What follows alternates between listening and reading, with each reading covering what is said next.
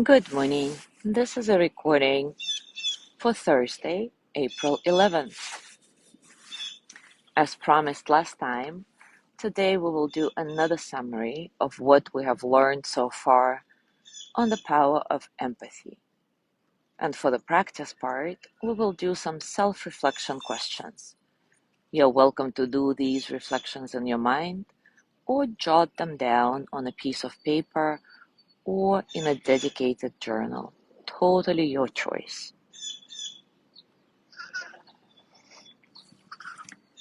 Empathy is a powerful antidote to shame, extending beyond words to genuine presence. Empathy, a learned skill developed through practice, connects our experiences to others' feelings. Empathy, when practiced authentically, strengthens relationships and is pivotal in overcoming judgment, a common barrier to empathy. Understanding emotions, practicing non-judgment, and embracing self-awareness are essential for genuine empathy. Ordinary courage is a term Brené Brown uses to describe facing the consequences when expressing oneself, coupled with compassion for others. Expressing empathy in a timely manner is crucial. Empathetic failures, though repairable, can strain relationships. Empathy, courage, and compassion facilitate resilience by countering fear and disconnection, and fostering a sense of belonging and mutual support. Empathy is pivotal in balancing diverse experiences and overcoming privilege-related challenges. Unlearning biases, accepting struggles with empathy, reduces shame and aids personal and societal healing. We discussed quite a few barriers to shame. One is sympathy seeking, when all the person wants is acknowledgement of their own uniqueness in their struggle, versus seeking understanding through our shared experiences. The second barrier is what Brené Brown calls stacking the deck. In other words, trumping somebody else's shame story with even worse story. Oh, your sister has cancer? Well, that's nothing. Really, it's just a chronic disease nowadays.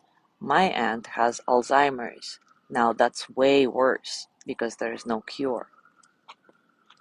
The third barrier is at leasting. This is one of the most common and unskillful ways to minimize somebody's experience. For example, if somebody says, I just had a miscarriage, the at leasting response would be, well, at least you know you can get pregnant. So dismissive. The fourth barrier is convincing ourselves that we simply cannot connect to an experience we have never had due to our race, upbringing, etc. We think it's easier to distance ourselves from such stories than to dig deep within for empathy on the emotional level. And spoiler alert, we can always find connection if we dig deep enough. And the fifth barrier that we discussed is our belief that there is healthy shame. Well, but in this particular situation, of course, you should feel shame. How else would you keep yourself in check? Brené Brown contends that there is no such thing as healthy shame versus toxic shame. Shame is shame, and it's always destructive. So now let's do a self-reflection practice. I will pose some questions and give you a few moments to reflect on them in the context of your own life. Again, if you prefer to write your musings down, maybe take a moment to grab a piece of paper and pen or journal if you've been using one.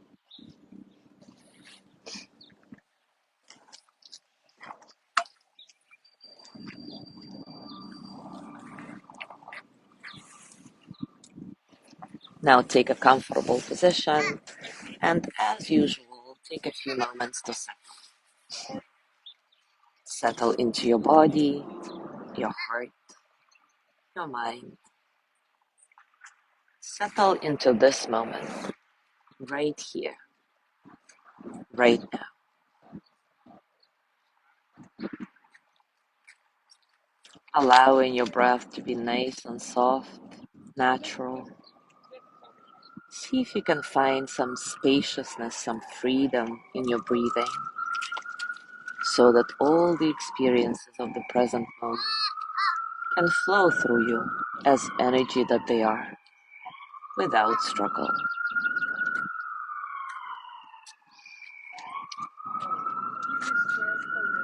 Now let me pose a few questions for your self-reflection. I'll give you about a minute for each one. Remember, as you ponder these questions, within your mind or on paper, be sure to keep part of your attention gently scanning and rescanning your body to notice how this reflection affects your physical and emotional being. Question number 1.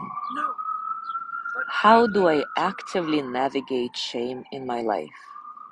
And what constructive steps can I take to evolve authentically from these experiences? How do I actively navigate shame in my life? And what constructive steps can I take to evolve authentically from these experiences?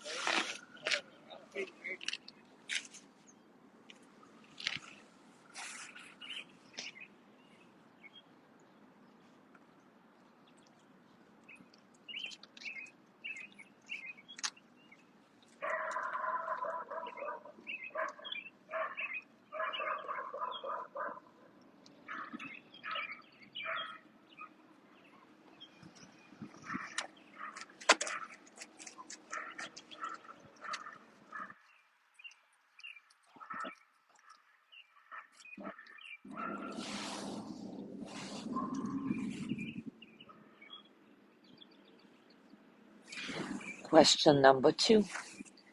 What factors contribute to my ability to transition from shame to courage and connection? And how can I identify and cultivate those elements?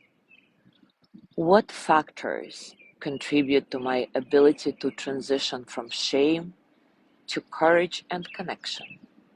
And how can I identify and cultivate those elements?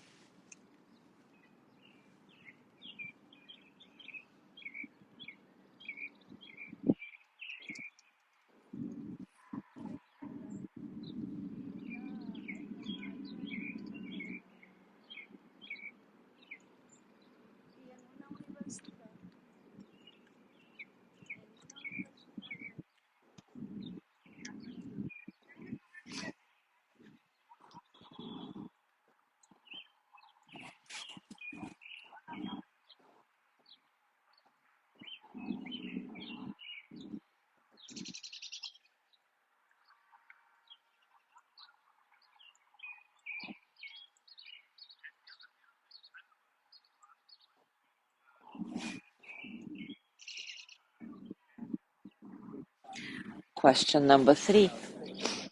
In what ways do I currently express empathy in my relationships? And how can I deepen my practice of authentic empathy?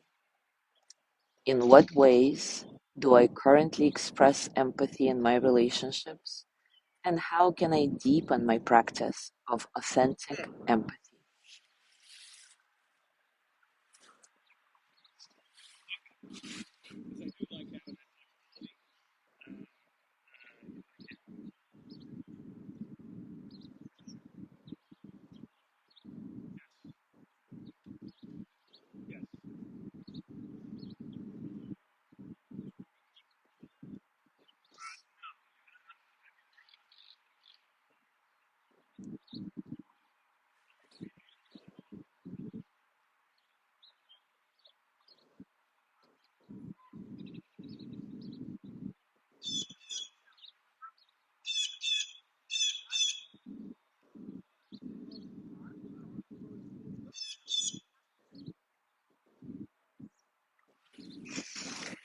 And finally, last question number 4. How can acknowledging and addressing my biases and struggles with empathy contribute to my personal and societal healing? How can acknowledging and addressing my biases and struggles with empathy contribute to my personal and societal healing?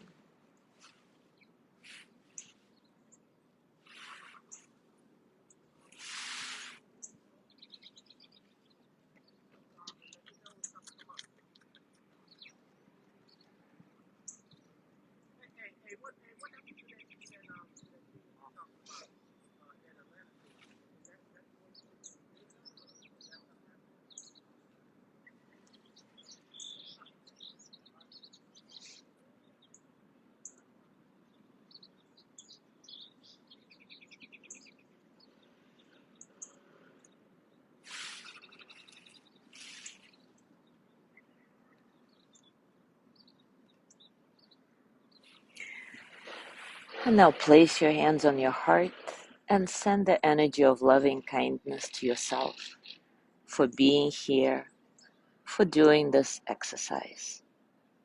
May I be filled with loving kindness. May I be well in body and mind.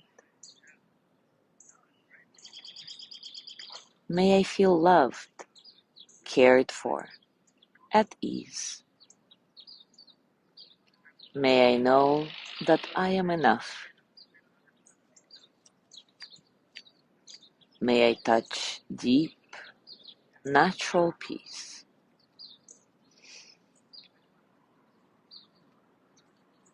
Now gently let go of your practice and, as always, scan your body to notice what's going on for you right now, physically, emotionally, mentally. How are you, really?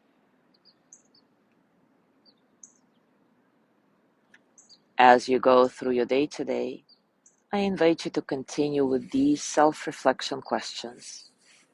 I've already posted the same questions and one journaling exercise in our private group Mindful Morning Circle. As always, enjoy your discoveries. And as always, do share your thoughts and musings and experiences and stories if you feel inspired. Thank you so much for being here today. Have a gorgeous day, and I will see you tomorrow.